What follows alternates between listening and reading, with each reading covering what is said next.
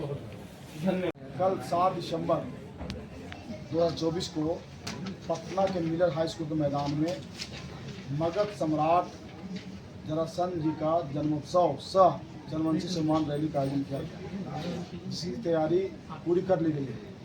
पूरे बिहार के लोगों में काफ़ी उत्साह है, उमंग है और लोग आज शाम से ही आना लोग शुरू करते हैं। हमने चाहा कि आप लोग बता दें यह कार्यक्रम ऐतिहासिक होगा और यह कार्यक्रम इसलिए ऐतिहासिक होगा कि हम जिनके वंशज हैं, मगध सम्राट जरासंध जी अपने ज़माने के मगध के सम्राट थे और उनको साजिश के तहत जब हत्या हो गई तो हम बिखर गए, हम टूट गए और जब हम लगातार 34 वर्षों से पूरे मगध शाहाबाद और बिहार का गांव को दौरा और भ्रमण किया, इसे हमने महसूस किया कि आखिर आज जब हम एक ज़माने में हम शासक थे, मगध के चक्रवर्ती सम्राट थे, लेकिन इस लोकतांत्रिक व्यवस्था में हम इस स्थिति में क्यों पहुंच गए, राजा से रंग क्यों बन गए। तो हमने महसूस किया कि नेतृत्व के अभाव में हमारा सर्वमान्य नेतृत्व कोई नहीं रहा, जिसकी वजह से राजनीति के लोकतांत्रिक व्यवस्था में हमारा स्थिति अच्छी नहीं रही। तो इस रैली के माध्यम से पूरे बिहार के जनवंशी समाज और अति पिछड़ा समाज के लोग जुटेंगे और एक सर्वमान्य नेता का 7 दिसंबर को चुनाव करेंगे, ताकि जिस तरह से अन्य समाज के लोग यानी कि जो समाज के लोगों ने अपना एक व्यक्ति को नेता माना, वो आज इस राज में उनकी अहम भूमिका रही है। तो हम लोगों ने यह महसूस किया अगर अपनी पौराणिक गौरवशाली इतिहास को वापस लाना है तो एकजुट होना है और एक व्यक्ति को नेता के नेतृत्व में आगे बढ़ना है। यह संकल्प लेने के लिए बिहार की जनता को बुलाए और साथ ही साथ मैं एनडीए को नेता को धन्यवाद देना चाहते हैं कि पूरे मुस्तैदी के साथ हमारा जनवंशी समाज, अति पिछड़ा समाज देश में आदरणीय नरेंद्र मोदी के नेतृत्व में और बिहार में आदरणीय नेता श्री नीतीश कुमार के नेतृत्व में एकजुट है और एकजुट होकर के इनके साथ है। और इसका परिणाम तो आपने देखा ही है, 4 उपचुनाव हुए, चारों उपचुनाव में हमारा एनडीए गठबंधन जीता। और इस उपचुनाव के पहले आरजेडी के जो नेता थे तेजस्वी यादव जी बोला करते थे कि जो है हमारा यह जो है उपचुनाव सेमीफाइनल होगा। तो सेमीफाइनल को जनता ने दिखला दिया, तो फाइनल भी जनता दिखला देगी। यह कार्यक्रम के माध्यम से हम पूरे बिहार के समाज को संगठित करने का प्रयास है और लोगों में काफ़ी उत्साह है। आप जान रहे हैं कि इतना कठिन है, लगन है, ठंड है, इसके बावजूद इतना उफान लोगों में है कि आज से लोग आना शुरू कर देंगे। हम आप लोगों से आग्रह करेंगे कि रात्रि में भी आकर पंडाल में आकर लोगों को आप देख सकते हैं। तो लोगों में काफ़ी उत्साह है, उमंग है। और इस कार्यक्रम में माननीय मुख्यमंत्री जी, दोनों उप मुख्यमंत्री जी, हमारे प्रदेश का अध्यक्ष डॉक्टर दिलीप जायसवाल जी और हमारे बिहार के प्रभारी विनोद तावड़े जी, एनडीए के तमाम लोग, माननीय चिराग पासवान जी, जीतन मांझी जी, आदरणीय नित्यानंद राय जी समेत तमाम एनडीए गठबंधन के लोग इस कार्यक्रम में आने की सहमति दी है। मुझे पूरा आशा है कि सभी लोग रहेंगे और यह कार्यक्रम अभूतपूर्व कार्यक्रम होगा, ऐसी हम उम्मीद रखते हैं। न ऐसी कोई बात नहीं, हमने लगातार समाज को संगठित करने का, चूंकि हमने कहा कि मगध सम्राट जरासंध जी के हम लोग वंशज और मगध सम्राट जरासंध जी अपराजय नेता थे, कभी पराजय नहीं हुए थे, इसीलिए उनको चक्रवर्ती सम्राट कहा जाता था। लेकिन उनके समय में जब वो लड़ते होंगे, युद्ध करते होंगे, तो कई हजारों सैनिक मारे जाते होंगे, लेकिन शासन मेरा खत्म नहीं हुआ। लेकिन जब उनका साजिश के तहत हत्या कर दिया गया तो हमारा शासन खत्म हो गया, हमारे लोग बिखर गए, हमारे लोग टूट गए। तो अब तो लोकतांत्रिक व्यवस्था है, इस लोकतंत्र में हम कैसे मजबूत हों और पुनः हमारा जो गौरवशाली इतिहास था वह इतिहास को पुनः कैसे दोहराए हैं, इस दोहराने के लिए पूरे बिहार के लोगों को बुलाए हैं कि इस दोहराने में लोगों को चिंता है, लोगों में यह व्याकुलता है कि हम कैसे इस लोकतांत्रिक व्यवस्था में हम अपना पुराने इतिहास को दोहरा सकें। क्योंकि हमारा इतिहास तो गौरवशाली रहा है, तो इतिहास को दोहराने के लिए का एक शुरुआत है 7 दिसंबर इस राज्य के चंद्रवंशियों का एक नया इतिहास लिखाने वाला है। उस दिन यह तय हो जाएगा कि बिहार का सर्वमान्य नेता इस समाज का कौन होगा। जब तय हो जाएगा तो आने वाला 2025 उनके नेतृत्व में समाज के लोग रहेंगे। तो जैसे अन्य समाज के जाति के लोग अपने ताकत के बल पर, संख्या के बल पर टिकट लेते हैं, हमारे समाज के लोग भी, हमें पूरा भरोसा है खासकर एनडीए गठबंधन पर कि हमें हमारी ताकत के, हमारी जो आबादी है, हमारी जो संख्या है, उसके आधार पर हमारे लोगों को भी उचित भागीदारी मिलेगी। चंद्रवंशी जी आपको, लेकिन आप तो मंच पे बुलाने की बात कर रहे हैं नीतीश जी का, बात कर रहे हैं सम्राट चौधरी को, चिराग पासवान को, चंद्रवंशी समाज के नेता आपके मंच पर कोई नहीं। डॉक्टर प्रेम कुमार जी है एक, और आरजेडी में कोई नहीं है चंद्रवंशी समाज के, कोई नहीं, जन स्वराज में कोई नहीं है चंद्रवंशी समाज के।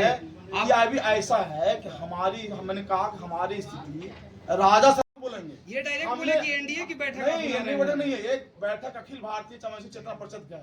चूंकि राज्य और केंद्र में सरकार है एनडीए का, हमसे उससे अपेक्षा उससे है। देगा कौन? हमारी भावना को समझेगा कौन? हमारी वेदना को समझेगा कौन? एनडीए को समझेगा जिनके वो ताकत है। यानी कि आपके लोगों को अगर विपक्ष टिकट देता है तो उसको स्वीकार नहीं करेंगे? सब स्वीकार कर देंगे। तो फिर कैसे? तो विपक्ष नहीं, मेरा आपके समाज के लोग हैं। आशा चुकी है, आशा एनडीए के साथ है। चूंकि एनडीए ने बहुत कुछ दिया है, एनडीए ने पंचायत में आरक्षण दिया, एनडीए ने राज्यसभा भेजा, एनडीए ने माननीय मंत्री बनाया, एनडीए ने एमएलसी बनाया। आरजेडी ने तो एक राज्यसभा एक एमएलसी तो उसको भी हटा दिया। रामबली चंद्रवंशी ही है ना, उन्होंने कहा कि जेडीयू बीजेपी बर्बाद कर दिया बिहार को, वो भी चंद्रवंशी है, क्या कहिएगा आप? अरे भाई, आप कहने के बाद कौन क्या कहते हैं? वो चंद्रवंशी नहीं है, आप समझ लीजिए, अगर बर्बाद कर दिया, आपको पता होना चाहिए 1978 से पंचायत में बिहार में पिछड़ा अलग हुआ।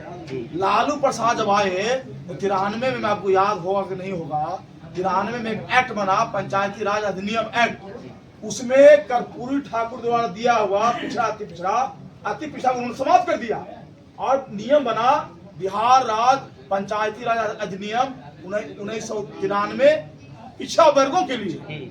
यानी अति पिछड़ा को उन्होंने कहा कि अति पिछड़ा किसका नाम है, किस चिड़िया का नाम है, और खत्म कर दिया। उसके बाद हम लोगों ने और सामाजिक संगठन के लोगों ने माननीय उच्च न्यायालय गए। तो उच्च न्यायालय जाने के बाद आप समझिए बात को, उच्च न्यायालय ने कहा 78 में पंचायत चुनाव हुए हैं, जिसको आरक्षण आप दे रहे हैं वो बिना आरक्षण के 60% उनकी भागीदारी है। अगर आप आरक्षण देना चाहते हैं तो अति पिछड़ा दीजिए।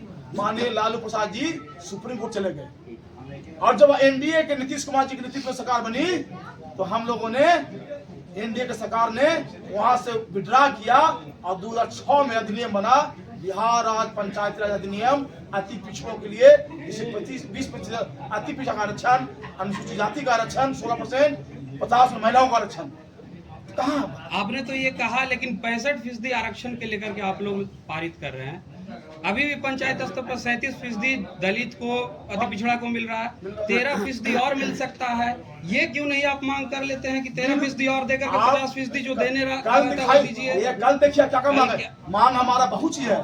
एक हम इस माध्यम से जब बात ही आपने खोल दिया है तो मैं बता देना चाहता हूँ कि आदरणीय नरेंद्र मोदी जी को मैं अभिनंदन करता हूँ। आदरणीय नरेंद्र मोदी जी ने 1917 में पूरे देश में पिछड़ों को बांटने के लिए, जो कमजोर पिछड़ा है उसके लिए कर्पूरी ठाकुर की तर्ज पर जस्टिस रोहिणी कमीशन बनाया है। उसका रिपोर्ट आ गया है। हम लोग कल कार्यक्रम जो है उसमें प्रस्ताव है, उस रिपोर्ट को जल्द से जल्द लागू हो, तब जो है दूध का दूध, पानी का पानी हो जाए और देश स्तर पर पिछड़ा का विभाजन होना चाहिए। ये जस्टिस रोहिणी कमीशन का रिपोर्ट है और आदरणीय नरेंद्र मोदी जी का कमीशन बनाया हुआ है। तो जो सोच रहा है हम कमजोर हैं, हम उतना ताकतवर नहीं है कि हम अपने बल पर कुछ कर सकते हैं, लेकिन जो मेरे बारे में सोचता है उसको मजबूती देना है और उसी से अपेक्षा है। क्या ये आरक्षण अगर नहीं बढ़ाया जाता है पंचायत स्तर पे तो आप भाजपा छोड़ दीजिएगा? अरे क्यों नहीं बढ़ाया? जब आप ये समझिए कि जिसने कोई सोचा नहीं था, आज 20% आरक्षण मिल गया। न्यायपालिका में देश में कहीं आरक्षण नहीं है अति पिछड़ों के लिए। केवल बिहार राज्य है जहाँ अति पिछड़ों को न्यायपालिका में पूरा भरोसा है। और नहीं मिलेगा तो फिर क्या होगा? पूरा भरोसा नहीं मिले, कहाँ बात है, मिल ही रहा है, लगातार मिल रहा है। आप पता है लालू यादव के समय में 92 में रैली हुई थी। आप रामबली जी के बाद जो बोल रहे हैं, रामबली जी उस रैली में थे। 1992 में बड़ा रैली गांधी मैदान में हुई थी। उसमें 5 कट्ठा जमीन लालू प्रसाद से मांगा गया था, लेकिन उन्होंने नहीं दिया। और आपको पता है, एनडीए की सरकार, आदरणीय नेता श्री नीतीश कुमार, बीजेपी की सरकार ने राजगीर में 4 एकड़ जमीन दे दिया। 18 करोड़ की लागत से आदमकद प्रतिमा बन रही है।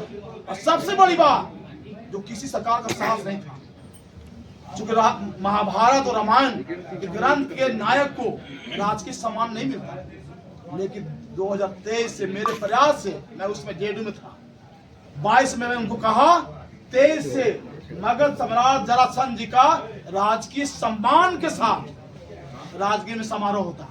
इतना बड़ा सम्मान मिला। एनडीए आपको ऑफर वगैरह दिया है क्या सर? इंडियन ऑफर कहाँ बात है? समाज ने, मैंने कहा ना कि 92 में लाखों लोग आए थे गांधी मैदान में, रामबली जी भी थे उसमें, उसका अध्यक्षता रामबली जी किए थे। और 5 कट्ठा की जमीन मांग की गई थी, लालू जी ने नहीं दिया था। और एनडीए की सरकार ने 4 एकड़ जमीन दे दिया। भव्य उनका आदमकद प्रतिमा बन रहा है। और सबसे बड़ी मैं बता दिया हूँ, किसी को सुने हैं रामायण महाभारत की कोई नायक हो जिनका राजकीय सम्मान हो रहा हो? मात्र एक नेता है। चूंकि मैंने कहा, माननीय मुख्यमंत्री ने कन्विंस किया था कि हमारे मगध सम्राट जी शासक थे, ईश्वर के साथ साथ शासक थे, इसलिए महापुरुष थे, जिसे राजकीय सम्मान के दर्जा उनको दिया जाए। तो हमारे बात को उन्होंने माना 22 में। अब 23 से उनको मिलना शुरू हो। हमको जो सम्मान दे रही है उसके साथ रहेंगे। बात केवल बनाने से, खाली बोलने से नहीं होगा। आप देख लीजिए पार्लियामेंट चुनाव में कितना टिकट महागठबंधन लोगों ने दिया था? 7 टिकट एनडीए के लोगों ने पार्लियामेंट में दिया था। आबादी के अनुसार जितना हमारा हक बनता था, उतना टिकट पार्लियामेंट में एनडीए के लोगों ने दिया, महागठबंधन के लोगों ने नहीं दिया। बोलते भले हैं, आरक्षण केवल उनका परिवार के लिए है, उनकी पत्नी के लिए आरक्षण है, उनकी बेटी के लिए आरक्षण है, उनके संधि के लिए आरक्षण है। आरक्षण वो तो जात का भी नहीं है। अगर जात के रहते तो उनके कई लोग जात के थे, उनको बढ़ाते। लालू प्रसाद जी किसी का नहीं है।